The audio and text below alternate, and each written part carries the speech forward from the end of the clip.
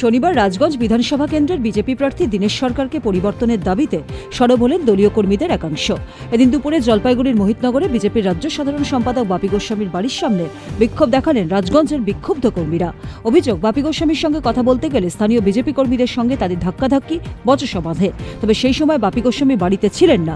পরে বাড়ি ফিরে বাপি গোস্বামী জানান, বিক্ষোভকারীদের মধ্যে কয়েকজন বিজেপি কর্মী থাকলেও বাকিরা তৃণমূল আশ্রিত লোক। এটি তৃণমূলের সাজানো গেম প্ল্যান বলে দাবি করেন তিনি। তার প্রশ্ন, কর্মীরা দেখা করতে চাইলে দলীয় কার্যালয়ে আসতে পারতেন, হঠাৎ বাড়িতে কেন? ঘটনার জেরে জেলা বিজেপির অন্দরে অস্বস্তি বাড়লেও পরিস্থিতি নিয়ন্ত্রণে আনতে তৎপর জেলা নেতৃত্ব। যদি বিজেপির লোকের বাড়িতে বিজেপি দেখা করতে আসে, তাহলে তৃণমূলের প্রধান কেন SMS করবে গ্রুপে? বাপি গোস্বামীতে বাপি গোস্বামীর বাড়িতে যাচ্ছে কর্মীরা বিক্ষোভ দেখাতে, হ্যাঁ দেখাতে, দেন দেখাতে। আসছে তো 2টা গাড়ি লোক, 20টা লোক আসলো। আজকে দুইটা পিক আপ ভ্যান নিয়ে লোক আসলো। সোনাক্ষী, মশলা কোথায়?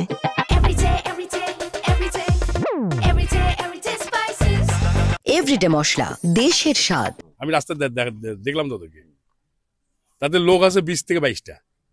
তার মধ্যে 4-5 জন বিজেপি করে, বাদ বাকি কেউ বিজেপি করে। আপনার সাথে কথা বলতে এসেছিল ওই প্রার্থী নিয়ে। তো কথা বলতে আসতো, আমাকে ফোন করে আসতো। ফোন করে আসলো কেন? শুনেন, তৃণমূল কংগ্রেসের খেলাটা বাচ্চাদের মতো খেললো, শিশু আচরণ করলো।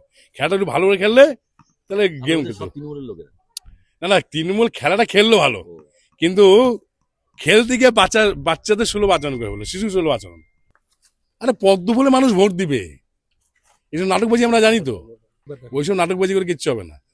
হারানন্দবাবু গেট বাজারে প্রোগ্রাম করছে, আমিও রাজগঞ্জ, ডাবগ্রাম, ফুলবাড়ি হয়ে আসলাম।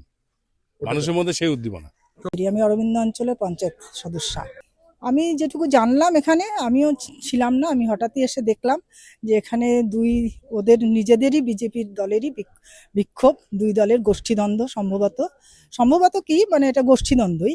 ওদের বিধানসভা রাজগঞ্জ বিধানসভায় ওনাদের প্রার্থী পছন্দ হয়নি, সেই জন্য রাজগঞ্জ থেকেই এসছে সম্ভবত গাড়ি করে অনেক লোক।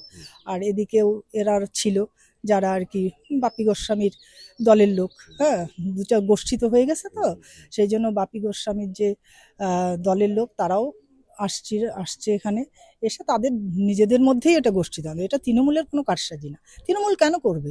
দ্বিতীয়ত এমনি জিতবে। আর আমাদের এখানে শান্তিপূর্ণ এলাকা, টিএমসির লোকরা তো করবে না, এমনি ভোট পাবে।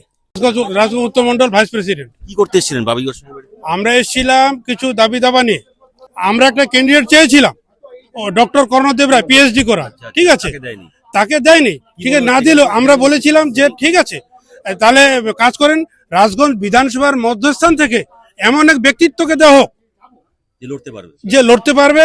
যেহেতু বিরোধী পক্ষের মধ্যে স্বপ্না বর্মন বলে একজন অ্যাথলিট আছেন, যে একজন সেলিব্রিটি, তার সাথে লড়তে গেলে একজন শক্তপোক্ত লোক লাগবে, যার ভালো পরিচিতি আছে, যার মানুষের সাথে ওর একটা সম্পর্ক ভালো থাকে, এরকম ব্যক্তিত্ব থেকে। এর আমাদের কোনো কথাই না জেলা না মন্ডলের প্রেসিডেন্টরা। আমরা এসেছিলাম বাপি গোস্বামীর বাড়িতে, যে রাজ্য নেতা। আমরা পৌঁছানোর গাড়িগুলো জাস্ট পৌঁছাইলাম। আমরা যদি ওখানে কোনো বিক্ষুব্ধ ভাবে বলতাম, এরকম মনোবৃত্তি থাকতো, তাহলে তো আমরা রাস্তায় গাড়ি রেখে আমরা স্লোগান দিয়ে আসতাম। সেরকম করিনি, আমরা জাস্ট কথা বলতে এসেছি।